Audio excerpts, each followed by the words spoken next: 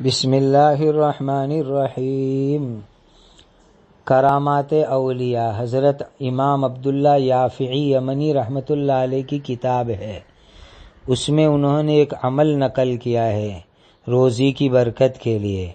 حضرت خضر علیہ السلام فرماتے ہیں، اگر کوئی آدمی روزی روٹی کی تنگی میں مبتلا ہو جائے تو اس دعا کو روزانہ صبح و شام 11 مرتبہ پڑھ کر اللہ سے دعا مانگ لے، اور یہ وظیفہ پڑھنے سے پہلے اور بعد میں 3 مرتبہ درود شریف بھی پڑھ لے۔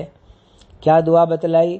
یا لطیفاً بخلقہ، یا علیماً بخلقہ، یا حکیماً بخلقہ، یا خبیراً بخلقہ، الطف بی الطف بی الطف بی، یا لطیف یا علیم یا حکیم یا خبیر۔ صبح و شام 11 مرتبہ اول آخر 3 مرتبہ درود کے ساتھ پڑھنے کا، دعا مانگ لینے کی۔ ہر قسم کی مشکلات، مصیبت، پریشانی ختم انشاءاللہ، اور روزی میں زوردار برکت ہوگی انشاءاللہ۔